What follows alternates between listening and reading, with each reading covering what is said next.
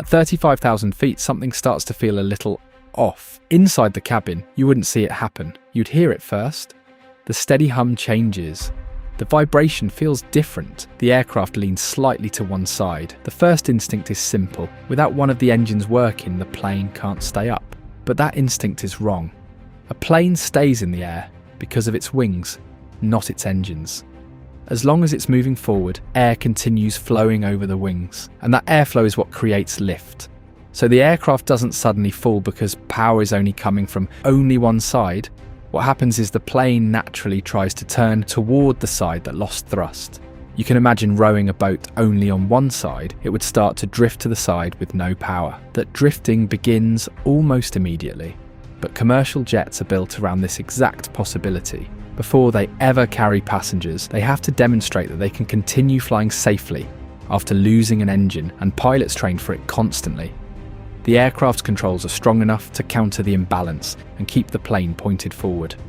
Now consider something more extreme. What if the engine didn't just fail? What if it physically separated from the wing? While this scenario feels more catastrophic, it has actually been accounted for. The engine mounts are designed so that in rare, extreme cases, separation happens in a way that protects the wing and the fuel systems. The structure is built with failure in mind. Because aircraft aren't engineered around perfection, they're engineered around survival.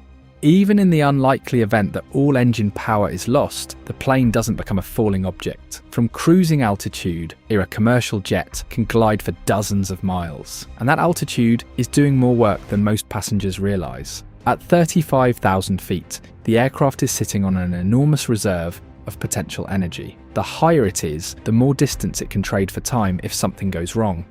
Instead of falling quickly, the plane begins converting altitude into forward motion. Gravity pulls it downwards slowly, while the wings keep guiding it through the air. From that height, a commercial jet can glide for well over 100 miles, depending on conditions. That gives pilots something incredibly valuable in an emergency: options. Airports that looked far away a few minutes earlier suddenly become reachable. Runways over the horizon come into range, which means the altitude the plane cruises at isn't just about fuel efficiency or smoother air. It's also part of the aircraft's safety margin. The higher the aircraft is when a problem happens, the more time the crew has to think, plan, and choose where to land.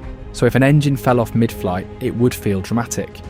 The crew would respond immediately. The plane would divert, but it wouldn't simply drop from the sky. The part holding you up was never the engine. It was the wing. And the engineering is far more impressive than you think. But this wouldn't be quite the same story if the whole wing fell off.